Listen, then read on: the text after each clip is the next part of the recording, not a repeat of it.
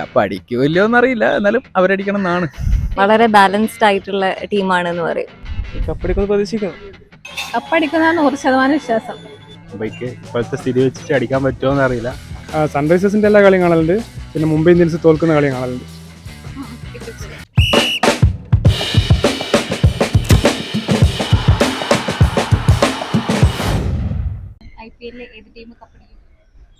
Cup RCB അടിക്കണം എന്നാണ് ആഗ്രഹം. ഇപ്പം ഭാഗ്യം പോലെ RCB മാത്രം.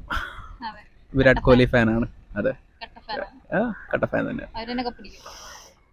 കപ്പ് അടിക്കോ ഇല്ലയോന്ന് അറിയില്ല, എന്നാലും അവരടിക്കണം എന്നാണ്.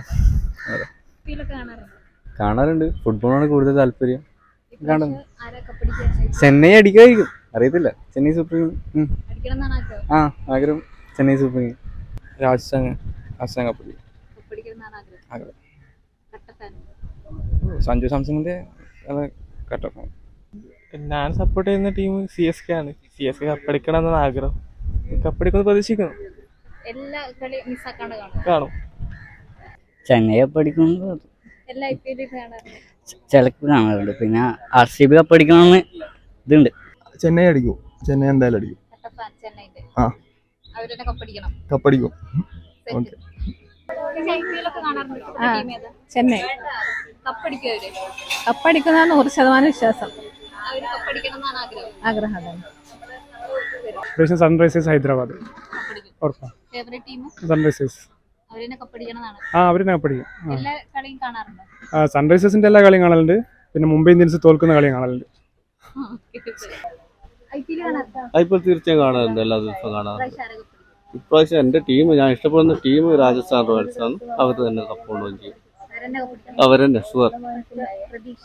പ്രതീക്ഷയെല്ലാം ഉറപ്പിച്ചു. ഇപ്രാവശ്യം അവർ തന്നെ കപ്പെടുക്കും. പ്ലെയർ നമ്മുടെ സ്വന്തം സഞ്ജു തന്നെ. ബട്ട്ലറിൻ ഇഷ്ടമാണ്. എൻ്റെ ഫേവറേറ്റ് ടീം രാജസ്ഥാൻ റോയൽസ്.